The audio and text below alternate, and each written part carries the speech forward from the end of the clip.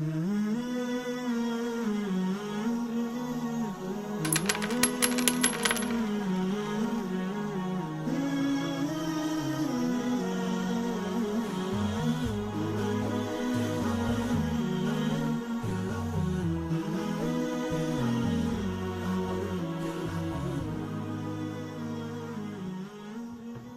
Assalamu alaikum wa rahmatullahi wa barakatuh. Once again, thank you for coming to the second session on this adult, and I wish you Jum'ah Mudharabah, blessing in Jum'ah. Hope you get blessing of the day. So, how is everybody today? How's the traffic? It's smooth. The traffic is smooth these days, and the reason is very simple. School holiday. That's the reason.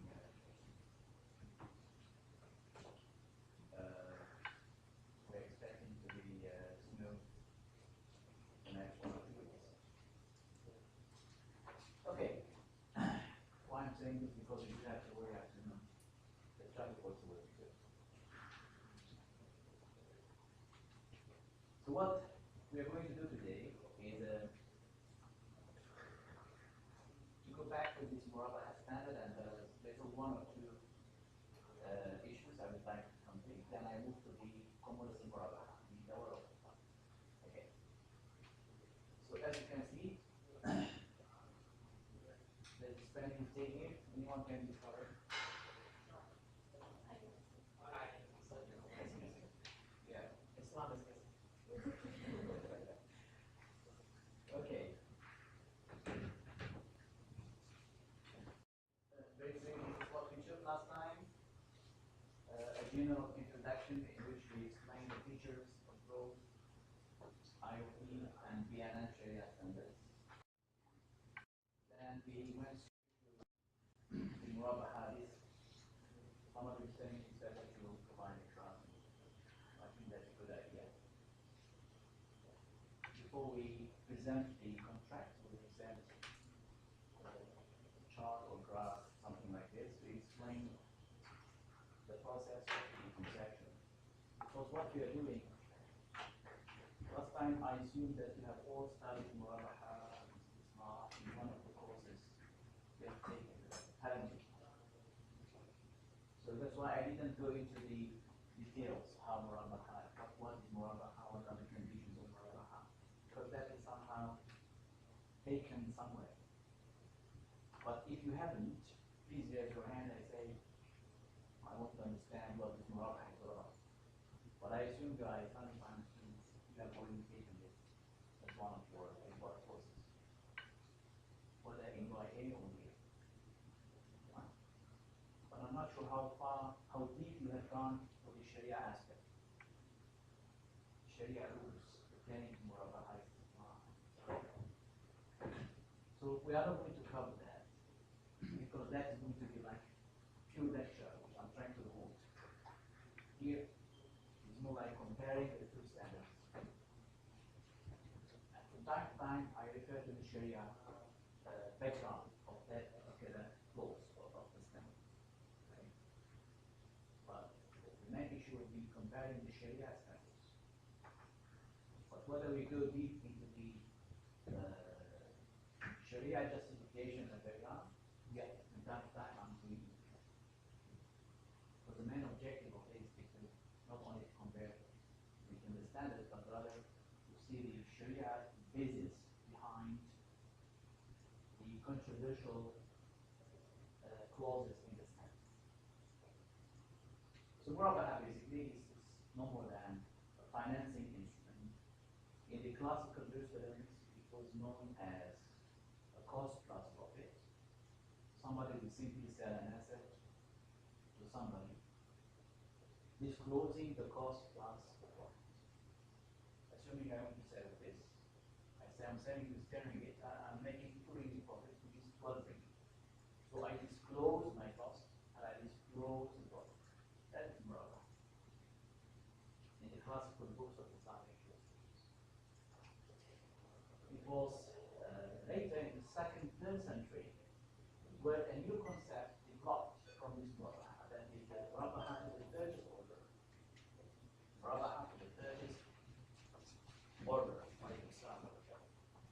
when me as a seller, I don't have the asset. I receive an order from you. You ask me to buy an asset for you, meaning that I go and buy it from the market and I sell it to you on cost plus profit. So if you want to buy this, you come to me and say, can you please buy me this device? And I will buy it from you as soon as you buy it. So what I do, I take your order, I go to the market, I buy it and ringgit, and I sell it to you 12 ringgit. So I make 2 ringgit profit. So this is Mudharabah to the purchase order.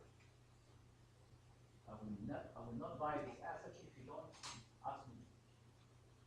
It's only for you. So this is the concept which is found used in Islamic banking. It's not the classical Mudharabah, it's the developed version of Mudharabah, which we call it now Mudharabah to the purchase order.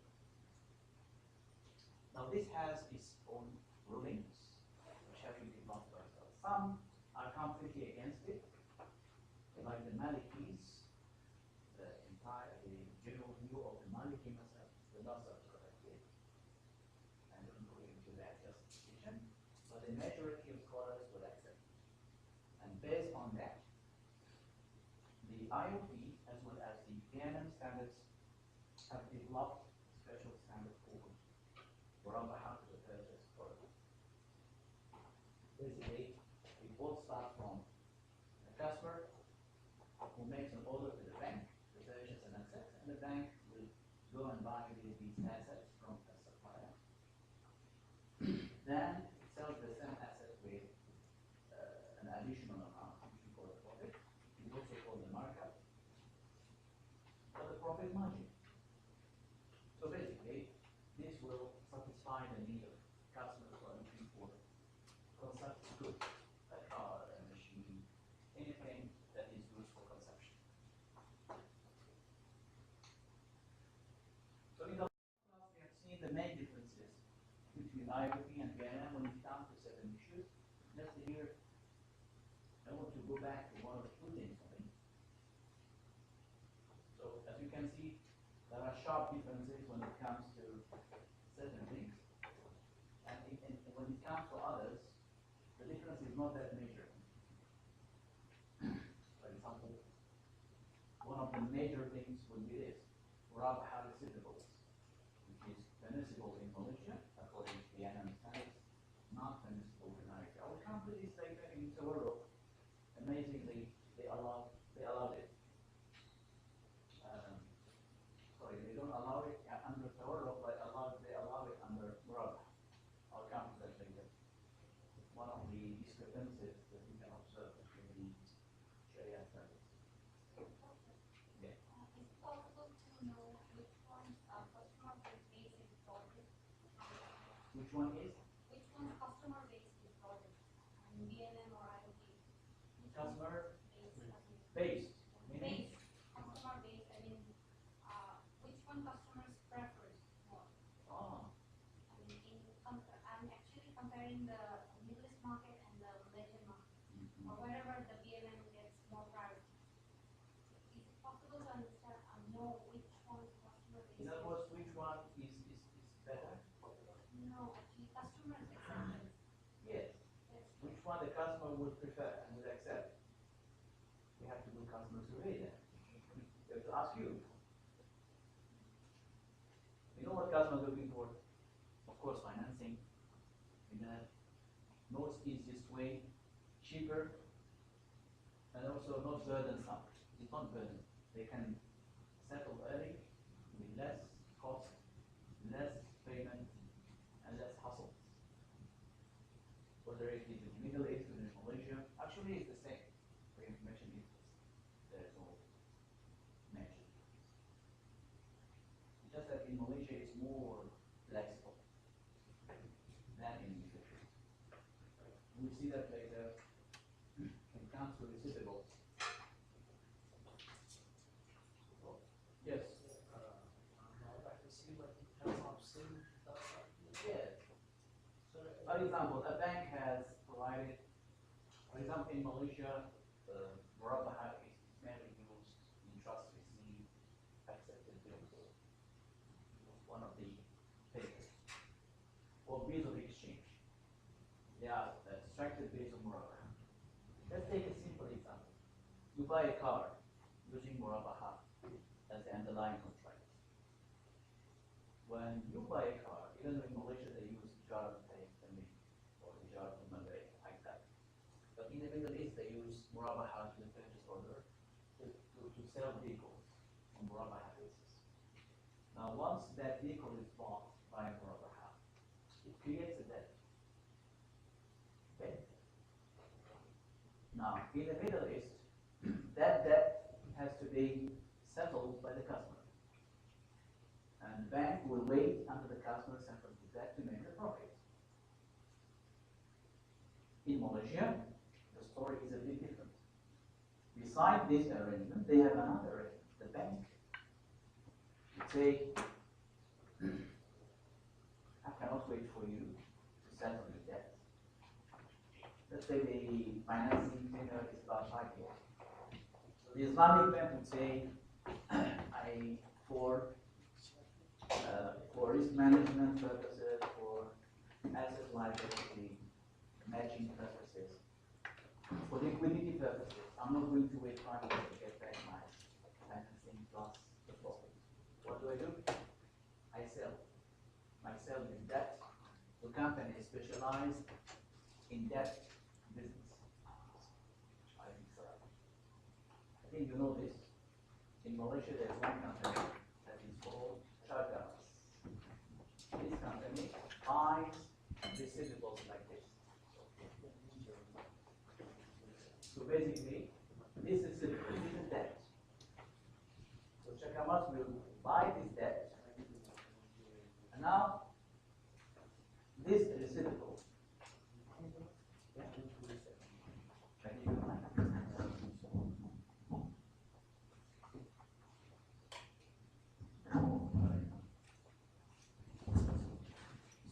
To sell this debt, in order to get this,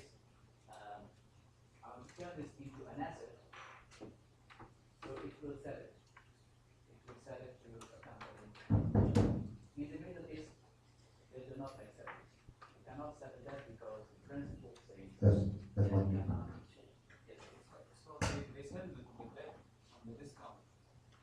they sell it on discount. Yes. So what's the Sharia underlying concept that they use?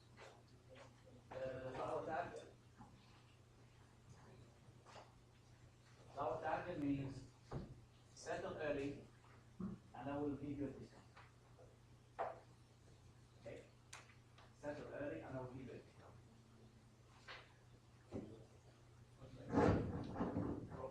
But Brahma Asha is between the person who can lend and the... Yes, but this one, I mean, the concept is broad. The concept is broad. Islamic bank will sell this to these companies on a discount basis. But it is not a rule that it has to be on discount basis. It can sell it at par, the same amount. Yeah. There's no profit. Right? Yeah, there is no profit for them. No, the profit comes from where? When Chaka was buying these debts, they securitize, they package this, they securitize them and they sell them in the secondary market. They turn them into securities and they sell them as securities. That's where they can get it. They can get it from. Not only that, there's another avenue. As the customer pays, the profit goes to Chaka. Because that is like a bond now. It's like a bond. So as the customer makes his periodical payment to the Islamic bank, the profit doesn't go to the bank because the bank has already sold the receivables.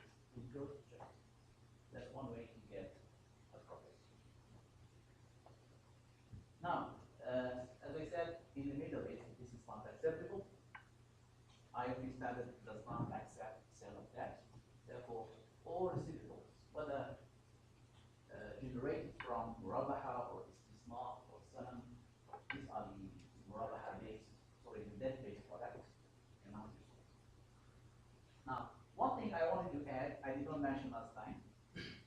refinancing, restructuring, and rescheduling.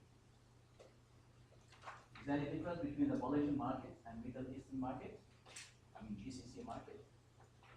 There is one difference.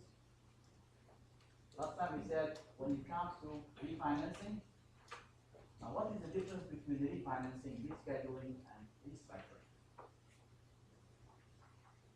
So here the standard has been put in such a way that it differentiates between these terms.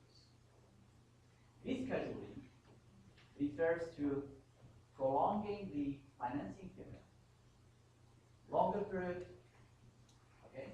In conventional, it involves what we call an additional payment. So when the customer defaults in his payment or prior to default, we know that he cannot pay on time. So the financial institution will reschedule the debt. So it gives a longer period with additional interest rate. Yeah? It's not, but it's like new interest rate that the customer has to pay. Because it's still the time value of money will be taken into account when the rescheduling is taking place. Now, under Islamic, rescheduling is allowed in both standards. Okay? If it does not involve additional payment. Prolongation of time, but the same amount should be paid. So if that's the case, both standards, the BNM standards, AAOIFI standard, agree that rescheduling is permissible. However, it is not permissible when the extension involves additional amount. So if it is a 10 years financing period, the extension, let's say, has been extended to, the period has been extended to 15 years. Now, if that additional 5 years includes an additional amount, both standards do not allow it. Okay? This is what I mentioned. The thing which I did not mention in the last class is this. When it comes to refinancing. Now, refinancing involves demising the old financing instrument and introducing a new instrument, a new debt instrument. So, in conventional, refinancing means ending the old financing instrument, assuming this is a loan, stopping it, introducing a new one with a new interest rate, with new terms and conditions, with even new collaterals if necessary. In conventional, that is not permissible. Whether the first financing or the refinance one, as long as the rebate is there, forget it. It's not acceptable. Under Islamic, they introduced, this is where we find the difference. Under BNM, refinancing Mudharabah, it includes a new instrument and debt obligation. This is permissible. Assuming you have vehicle financing in Malaysia is based on Ijarah Umar, briefly known as the acronym of ITAB, meaning that the customer will first rent his car for, let's say, 2 years or 5 years.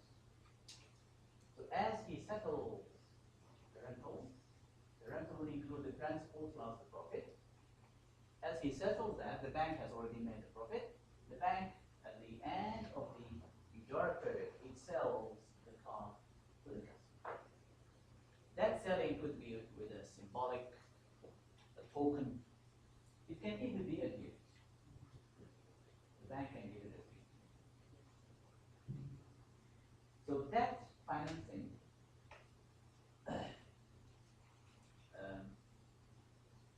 take it as an example. Assuming the customer has defaulted in this item, so he can go to the Islamic bank in Malaysia. The Islamic bank offers him a refinancing facility, meaning that they ask him to enter into a new contract, a new instrument. That new instrument will enable him to settle the debt of the first financing. Right. Assuming his debt here, he bought the car 100,000 ringgit. Okay. Okay. No problem? No more. Okay. This one? Okay. So assuming he bought the over there.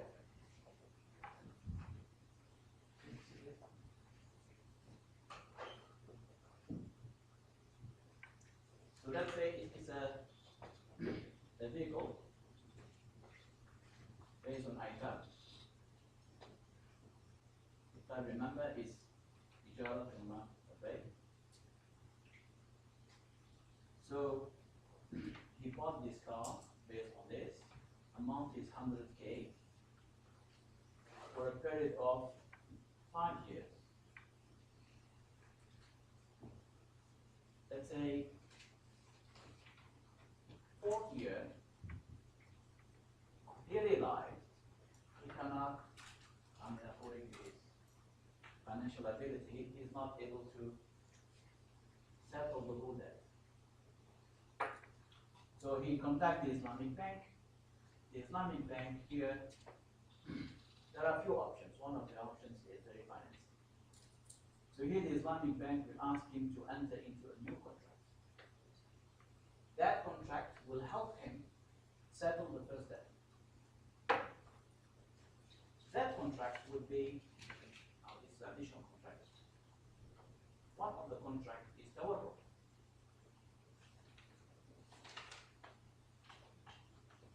So assuming he's supposed to settle 100, according to tawarruk,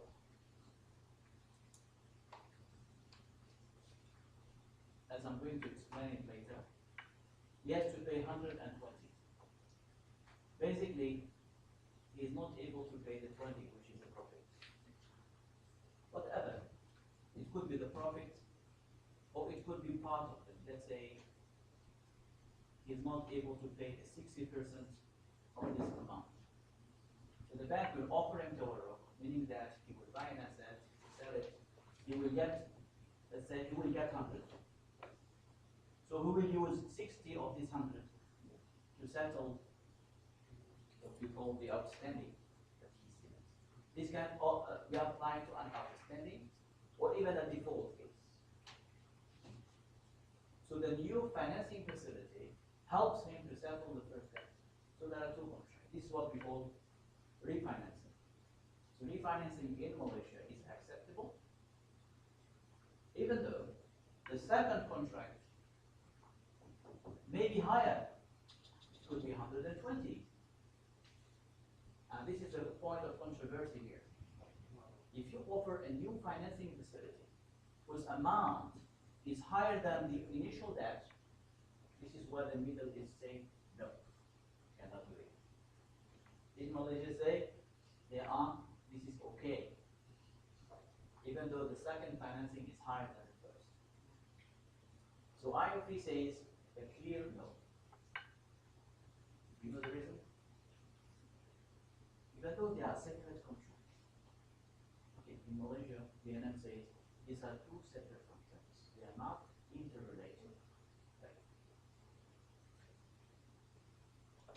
And also, the Islamic Bank cannot force the customer to use this amount which he has got from the world to settle his first debt. He's not obliged. Right? If he is obliged, then it is a clear no, even from the Malaysian. But this one is like, okay, you cannot settle the first debt. Okay, we're giving you another debt instrument. Use it if you like to settle your first. But if you don't like, then you can run these two concurrently, in parallel. You settle this and you settle that. But the main objective for introducing the second facility is to help the customer settle the first debt. AAOIFI says, come on, this is a trick.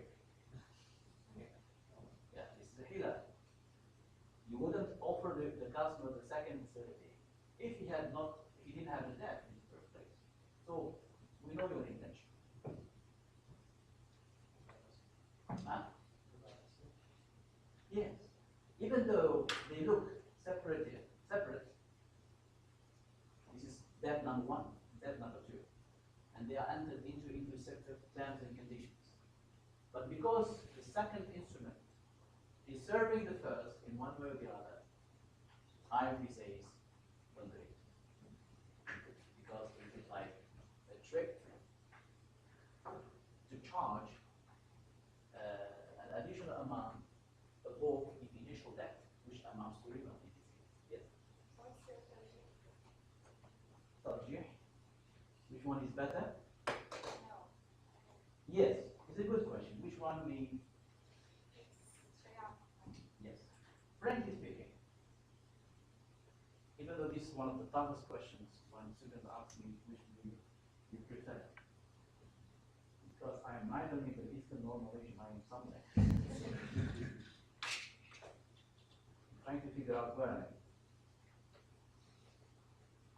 Because when you look into the arguments of both groups, the arguments tend to be convincing to both of them.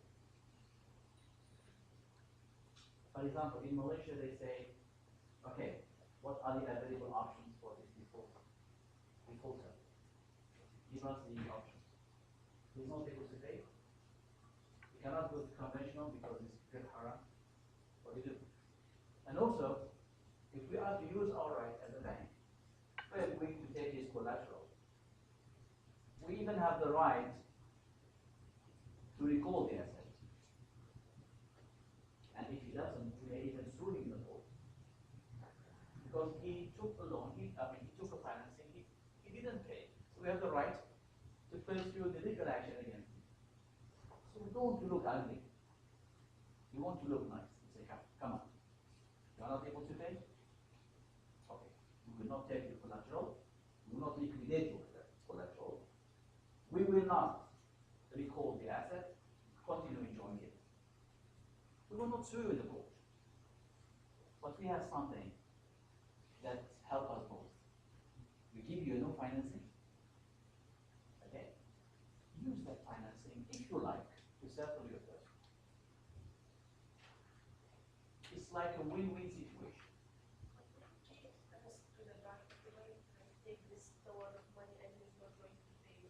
So the bank will be losing two outstanding amounts. No, because this issue was actually addressed, that in the second facility, the Islamic bank can take maybe stringent collaterals, more collaterals actually to secure, because this scenario can happen. But it will not give a second facility if the credit worthiness of this customer is bad. They will not.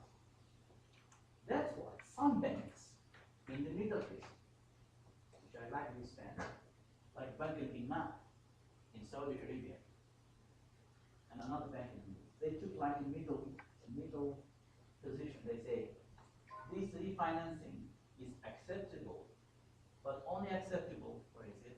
I put it somewhere, I'll mention later.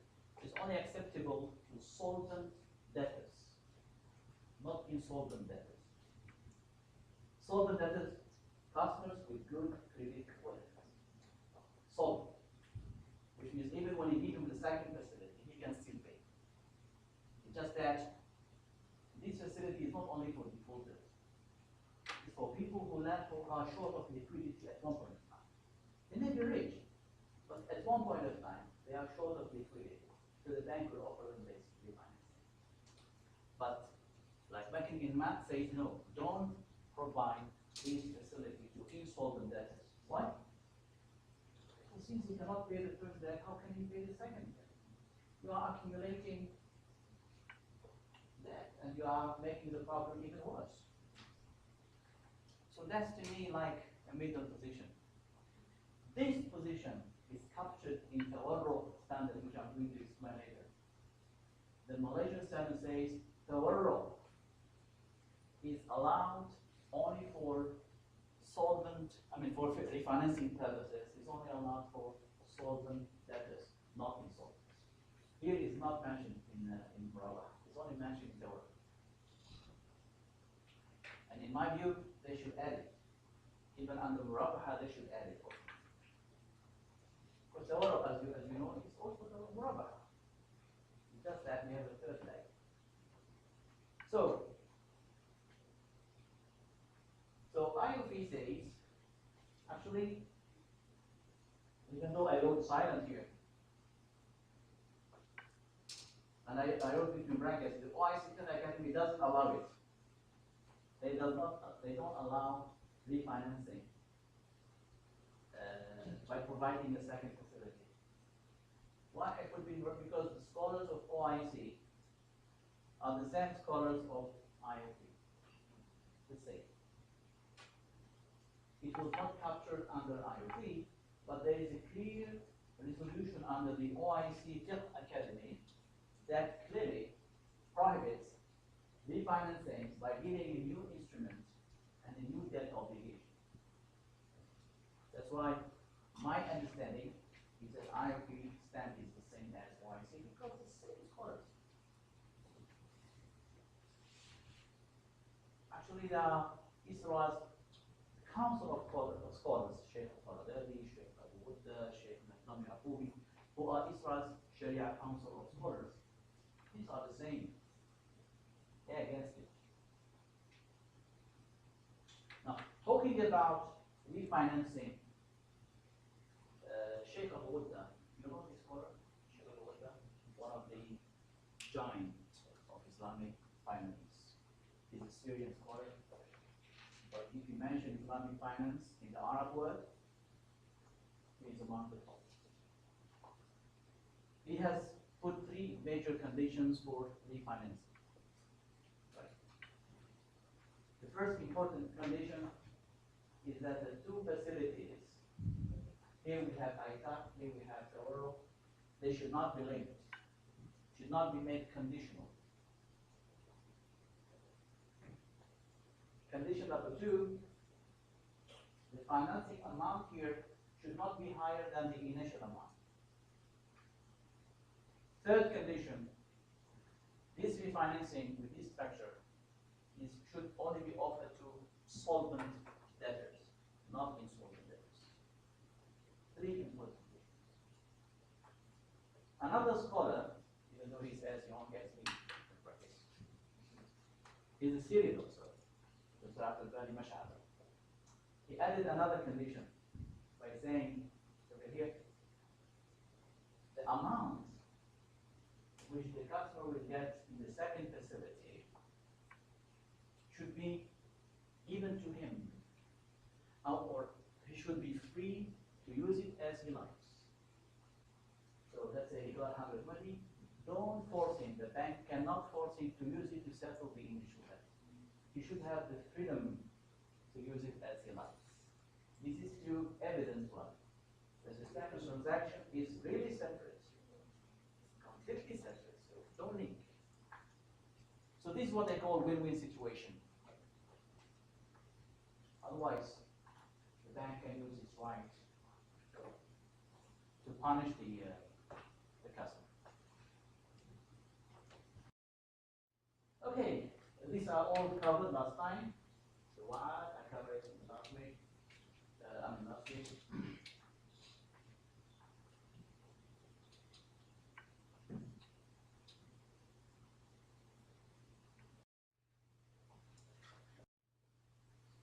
The client to sell directly to Mudharabah.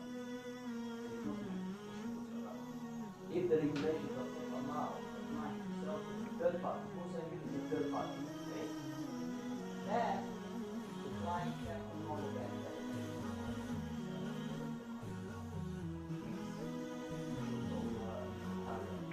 Something beyond you. Because regulation that country doesn't allow you, then you can appoint the same bank to sell to a third party. But if there is no regulation, you have the option to sell it yourself to a third party, not upon a bank.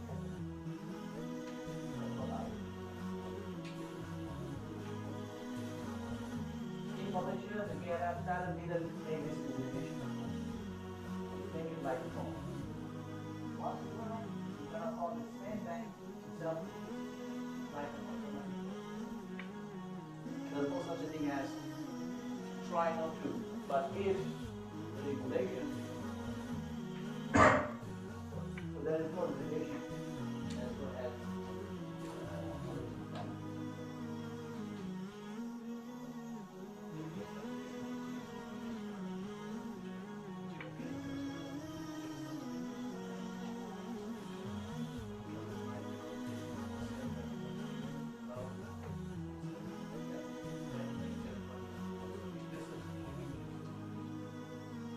regulation allowing or not allowing the client to lease. I mean, here in Malaysia, as far as process of Islamic